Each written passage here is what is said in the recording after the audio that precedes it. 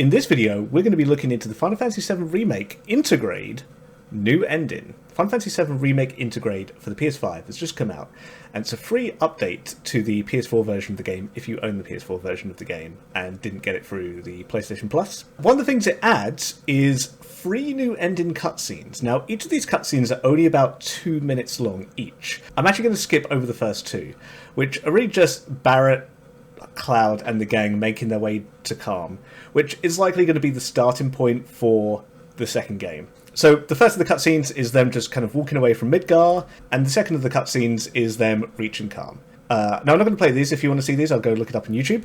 The one scene I'm interested in discussing is the final scene. So what I'm going to do is I'm just going to go and play this final scene. It's only like a minute long, and then we'll discuss.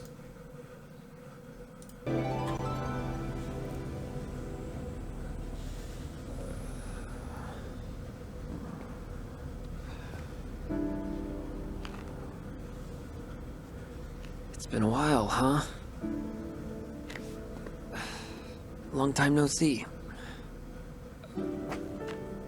How you been?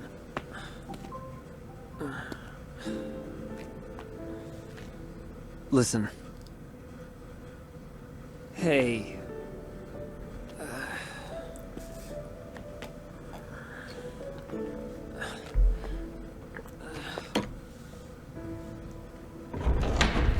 I'm back!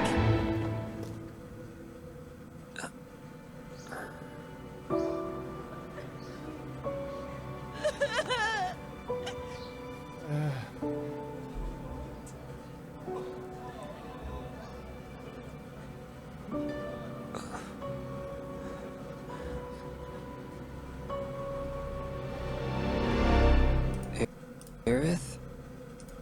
So just to recap, the 7 Remake ending showed that Zack is still alive in this like alternate timeline. It shows that there is what Cloud and the gang did at the end of 7 created an alternate timeline in which Zack manages to survive. And I believe this is a cutscene that takes place in that timeline after he's gotten back, after he saved Cloud and brought Cloud back, and they're both still alive.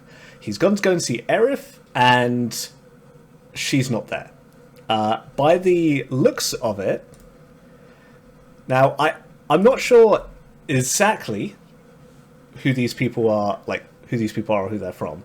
I would assume they're the people from Aerith's village, and just by the way they are acting, along with the kind of scene here of the crushed flowers, or some of the flowers being crushed anyway, I feel like it implies that Aerith is dead. It could be that she's been taken by Shinra, but I feel the implication here is more that she's dead rather than just been taken. So I think what this is trying to say is, hey, in Zack's timeline, in this new timeline, Zack is alive, but Aerith is dead. And now as to why we're being shown this, as to why there is this alternate timeline, I'm not sure. But what I think this means is that in the second game, we're likely going to get to play as Zack in this alternate timeline. And the only reason for that is that it's got to link in with the main timeline somehow. Like, somehow it is going to affect the main timeline in the future, in Cloud and the Others' time, in the main timeline, and something's going to happen there. I don't know what, but I feel like that is what this is implying, is that next game, we're going to get to play some sections of the game as Zack, and there's going to be some timeline shenanigans, and something's going to happen. I also just wanted to expand more on my thoughts about Aerith dying because Zack has lived.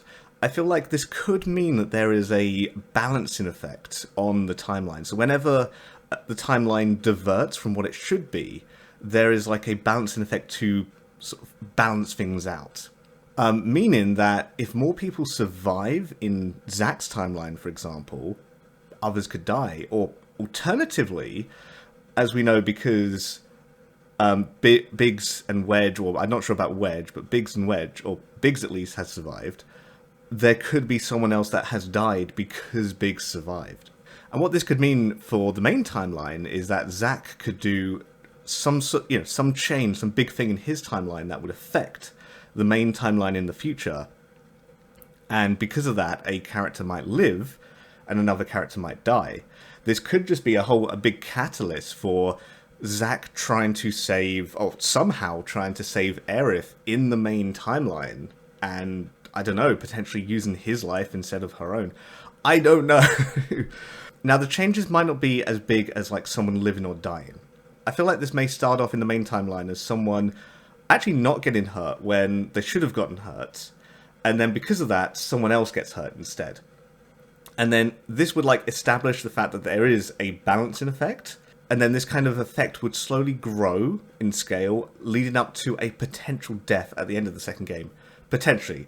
This is just my mind going crazy. Please let me know your theories in the comments below.